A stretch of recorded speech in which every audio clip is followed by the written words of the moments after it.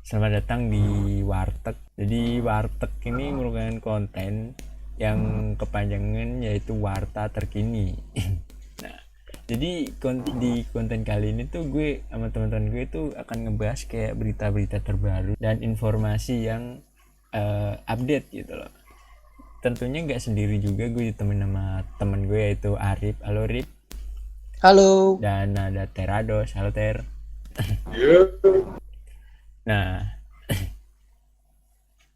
sebelum kita mulai konten kali ini, gue dan teman-teman juga turut berduka cita atas jatuhnya pesawat Sriwijaya. Semoga keluarga yang ditinggalkan diberikan kesabaran, dan turut berduka cita atas meninggalnya Syekh Ali Jaber. Semoga amal ibadah beliau diterima oleh Allah Subhanahu wa Ta'ala, dan turut berduka cita kepada penduduk Kalimantan Selatan yang terkena musibah banjir dan penduduk Majene yang terkena gempa.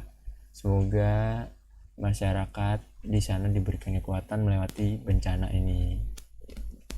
Ya, banyak sekali masalah di awal tahun ini gitu. Jadi itu seperti menandakan kalau negara kita ini sedang tidak baik-baik saja ini kali ini nih. Oke, lanjut ke konten nih. Jadi kali ini kita akan ngebahas soal vaksin tuh. Nah, sebenarnya apa sih itu vaksin tuh? Gua ambil referensi dari WHO. Karena ini pandemi global, ini yang paling bisa kita Bisa apa? Bisa kita pegang. Informasi di sini masih bisa paling bisa. Pasti terpercaya ya, aktual gitu. Ya, bukan. Emang lu dapat dari mana itu berita-beritanya? Informasi gitu. Ini WHO saat. Lalu ada yang di New York Times. Mantap sih, gue pengen tahu sih itu. Lu udah baca itu? Sebenarnya vaksin tuh apa sih, Bar? Gue nggak ngerti. Ini kalau dari yang gua pahami ya, vaksin itu secara simpelnya merupakan penanaman sistem antibodi atau sesuatu yang maksudnya dimasukkan ke dalam tubuh kita agar tubuh kita menciptakan antibodi untuk melawan virus atau bakteri tertentu. Tapi di sini kita biasanya COVID-19 yang lain. Ya. Itu secara gamblangnya yang gua pahami situ. Tapi itu juga virus kan? Vaksin itu sebenarnya juga virus kan?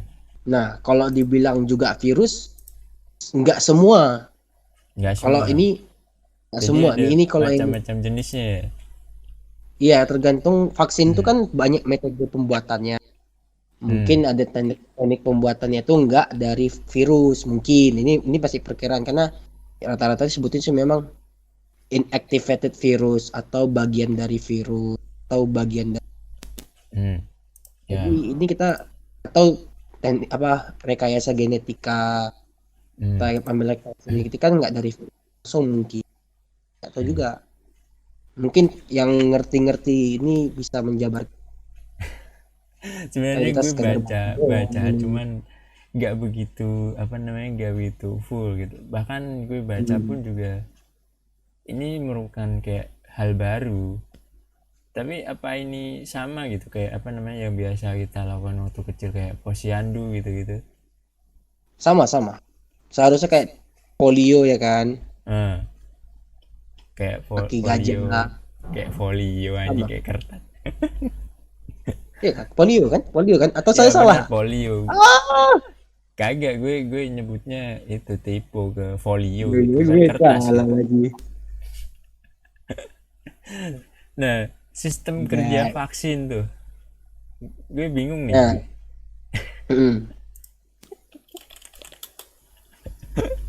Ini masih pandangan gue nih ya. Sekali lagi ini aja ini mah. Vaksin itu kan ya, misal kita ngambil contoh sebagai virus yang udah terlemahkan, maka dia tuh tubuh kita itu kayak akan menciptakan suatu pertahanan Antibody. Oke. antibody Mm-mm. untuk melawan benda yang sama. Nah, ketika virus yang dilemahkan itu masuk, tubuh kita udah pernah lawan nih. Nah, Mm. karena dia menang kan, karena kan virusnya Nah. nggak kuat nih, virusnya lemah, menang. Antibody kita makin kuat. Mm. Ketika melawan si virus yang betulannya, yang nggak dilemahkan, Hah. kita siap. Minimal kita nggak terkena gejala yang sakit-sakitnya itu kan, karena kan gejala sakit kita itu akibat tubuh kita kekurangan energi, kekurangan suplai nutrisi karena dipakai fokus untuk lawan virus itu. Makanya kita sakit ya. Kalau yang nggak sakit, alhamdulillah karena mungkin badannya sehat. Oh, jadi ada efek sampingnya ya mungkin ya. Bisa jadi ada dong. Kan Karena virus, misalnya kalau kita bilang virusnya, misal antibodinya itu kalah sama virus yang lemah juga gimana? Kan benar. ada kemungkinannya walaupun kecil lah. Cuman kemarin gue juga sempat lihat pada tanggal 14 itu kan Bapak pemimpin negara kita tuh udah mulai vaksin pertama kali. Dan ada Iya. juga seorang influencer, public figure, seorang artis. Dia juga baru saja menyelesaikan vaksinasi. Dan Iya. katanya sih setelah divaksin itu ada efek kayak pegal-pegal sama ngantuk gitu. Cuman menurut gue kayaknya berefek samping ya. Kenapa, Ter? Memang berefek samping banget kayaknya. Cuman kayaknya efek sampingnya tuh nggak bahaya banget sih menurut gue. Mungkin kayaknya perlu agak dibantu istirahat aja sih gitu. Tapi kalau seingat gue emang kalau pas kita semasa kecil dulu habis imunisasi ini ya, paling pasti kan campak ya. Tuh Campak kita ya. memang kita harus rehat memang kelar itu. Kalau kan di sekolah-sekolah tuh, nah kelarnya itu kita harus istirahat habis nerima vaksin itu. Iya, ya juga sih gak boleh terlalu aktivitas berlebihan gitu kan. Cuman ya gue dari vaksin yang disuntikan tuh itu kan mungkin kayak semacam obat atau farmasi gitu, atau mungkin kimia. Sebenarnya kandungan di vaksin itu apa? Kemungkinan besar itu protein. Protein. Antara protein atau apa sih? Ya protein lah. Kan DNA dan RNA itu juga bagian dari protein. Nah, gua itu kayak data genetika gitu. Tapi karena data genetika itu kan bentuknya dari jenis senyawa apa yang juga bagian dari salah gue itu. Itu yang paling bisa kita pahami lah sebenarnya, karena kalau kita jabarin secara strukturnya juga kita nggak punya, ya kan? Iya benar. Susah juga. Tapi intinya sih aman sih ya. Karena seorang pemimpin negara aja berani untuk melakukan pertama kali gitu. Bahkan ini gua nggak mau bermaksud untuk menjudge atau apapun, tapi ini fakta. Gua 2 hari kemarin, kalau nggak salah ingat, gua 2 hari kemarin atau kemarinnya lagi, atau 3 hari. Kebetulan gua nonton live Komisi 9 DPR RI dengan Menteri sekarang. Kebetulan nih sampai sore nih gue nonton berjam-jam loh. Bayangin dong. Niat banget lo nonton gitu. Mungkin karena kan kita kan mau vaksin nih, jadi kita gue terdorong dong kayak penasaran. Ini aman gak? Penasaran. Jadi ada rasa penasarannya, pendapat orang kita, perwakilan kita di Senayan itu gimana ya? Ditanya lah. Nah, jadi ini yang bisa gue tangkap. Vaksinnya ini yang disediakan kurang lebih itu ada 5 macam dari 5 negara berbeda. Ya banyak alasan lah mereka memilih 5 negara nih dari banyak faktor. Bisa ditonton lah di YouTube channelnya, lah di YouTube channel DPR. Nah, kita nggak tahu nih yang mana dipakai ke Bapak Jokowi. Ya, karena setahu gua dari 5 vaksin ini baru 1 yang dikeluarkan apa sih izin edar yang khusus emergency authority atau something like that kayak gitu lah. Baru satu yang Sinovac kalau nggak salah, atau dua lupa gue. Nah kita nggak belum tahu yang mana nih di antara, tapi kan kalau gue nggak salah ingat Sinovac ini kan ada uji klinis tahap ketiga tuh di Jabar, yang Pak Ridwan Kamil juga ikut tuh berpartisipasi apa kata ini yang gua seingat gua, tolong dikoreksi kalau salah. Efektivitasnya ini 60%. Nah, sekarang efektivitas vaksin ini apa? Kita jujur gua masih nggak punya dapat informasi pasti efektivitas vaksin ini apa. Karena mungkin ini masih kata-kata baru dalam beberapa hari terakhir. Gua meragukan bahwa efektivitas vaksin ini bahwa orang kalau udah divaksin, misalkan kita katakanlah kayak yang seingat gua nih ya kemarin ya, kalau salah dikoreksi, efektivitas vaksin yang diuji tahap ketiga di Jabar itu sampai 60%-an.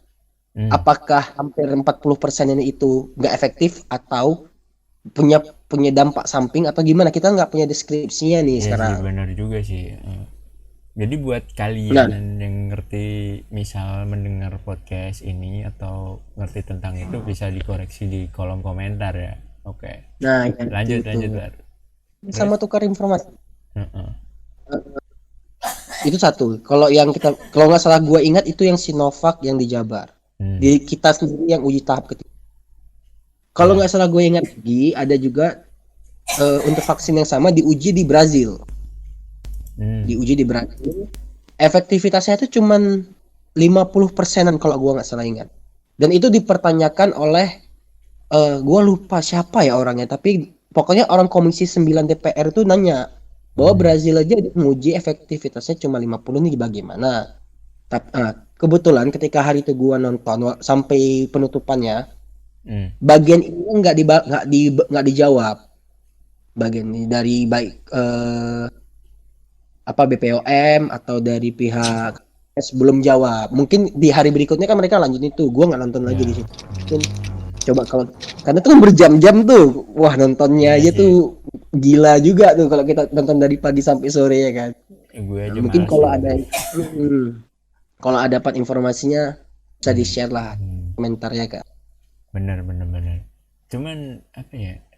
Emang ngomong soal efektivitasnya, yang gue denger sih katanya vaksin ini nggak selamanya bisa bikin kebal dari virus gitu.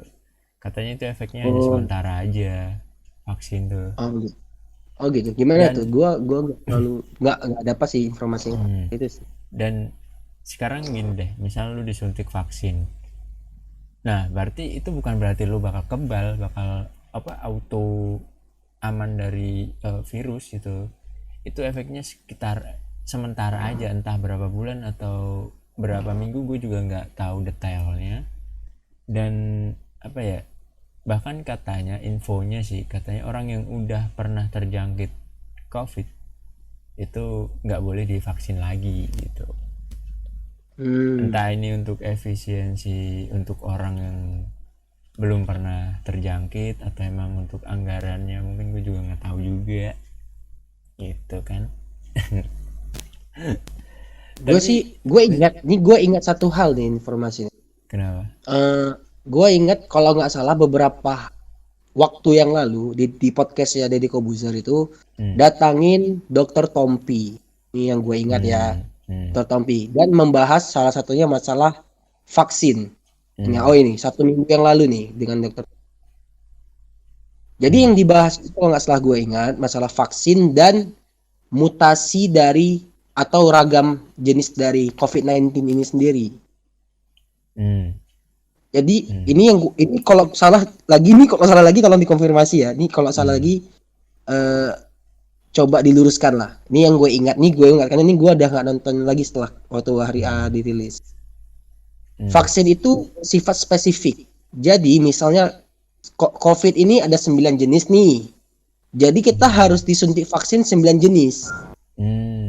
Secara gamblangnya kayak gitu. Buset. Jebol ini yang gua ini kalau gua salah coba Mungkin gua salah, bisa ada peluang gua benar-benar. salah. Karena itu ingat-ingat doang nih. Menurut Dokter Hanya Tompi mendengarkan bilang dari yang itu ya, dari podcast itu ya. dari podcast itu. Jadi bisa Lanjut. dicoba dilacak, dicek dulu. Karena ini mungkin Benar. juga gue yang salah, bisa jadi gue mohon maaf juga. Iya Nah, benar.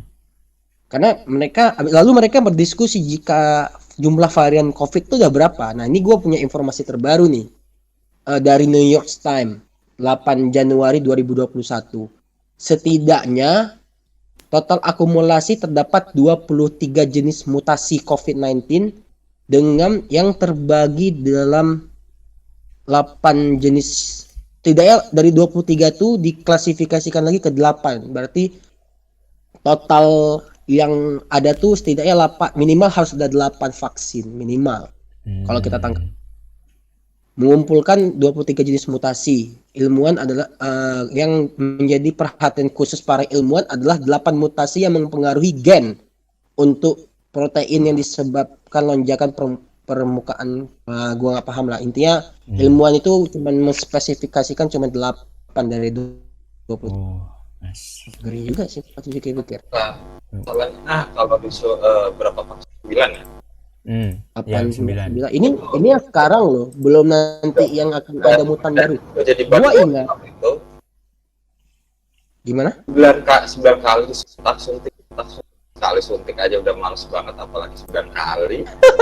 Benar, rasa sakitnya gitu. Sebenarnya penekanan kalau gue pribadi sih aturannya aja, kayak misalnya kan katanya kalau nggak mau vaksin bakal ditunda, ya kan?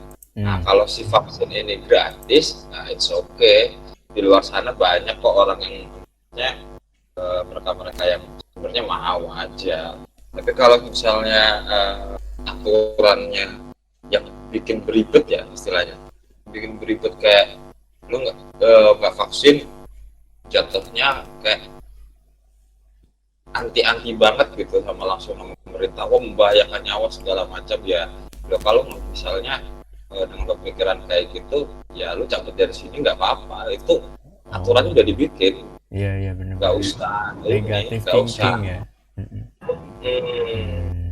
Oke deh. Matiin aja. Benar. Toh lu nggak pakai ini, mohon maaf nih sebelum misalnya kita nggak perlu nunggu divaksin terus mengalami sesuatu yang nggak enak. Banyak di luar sana yang udah bernasib nggak enak sebelum pernah vaksin. Berarti kayak gitu aja. Jadi kalau kita beribet membela diri terus menerus, balah jadinya terus aja. Maksudnya kita ini ibaratnya jadi orang yang sok lah di situ.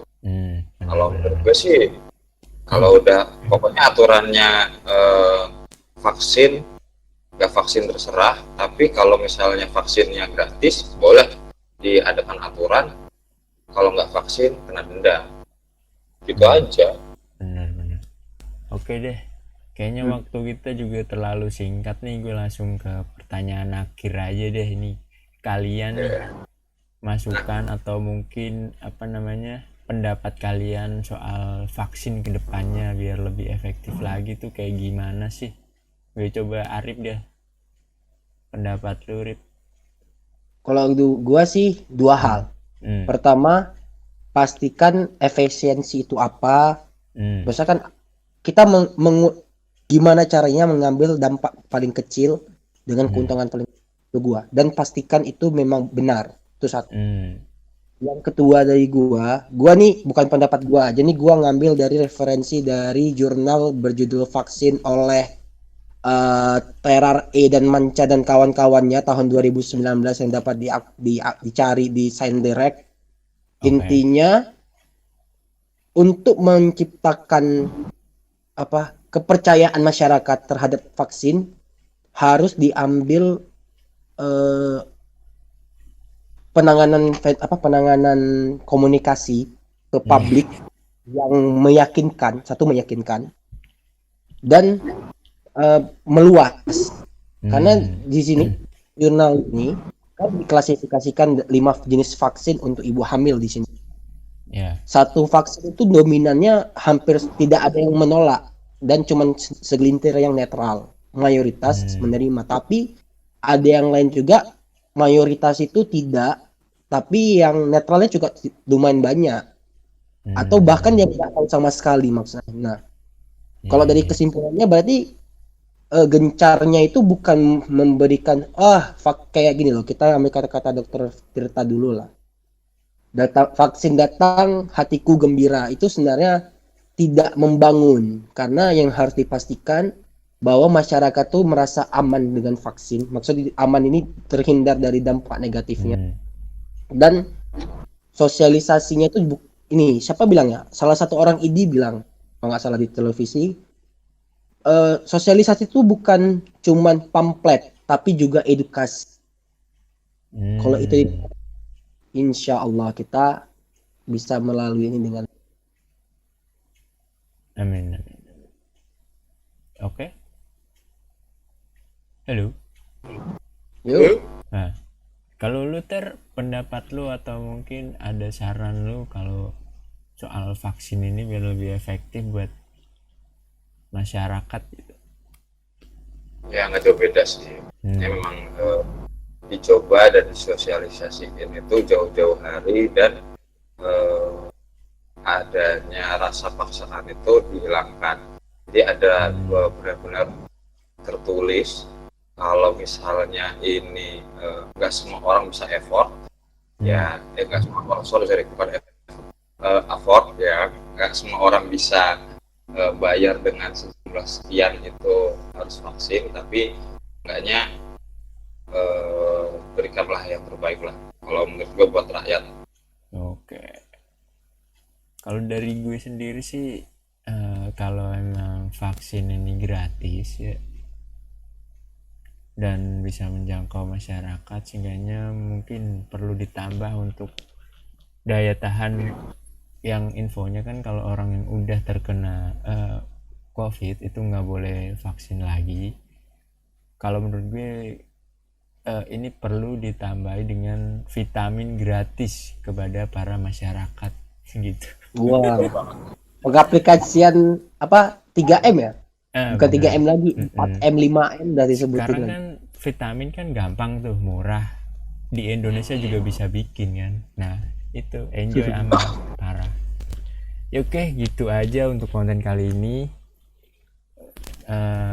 Bila kita ada salah kata atau kata-kata yang kurang berkenan mohon dimaafkan, dan untuk infonya tentunya kita jelas ya, kita membaca dari banyak artikel dan banyak situs berita juga yang terpercaya ya pastinya ya. Oke, gitu aja konten kali ini. Gue Luak dan temen gue Arif. Dan Terados. Sampai jumpa. Thank you.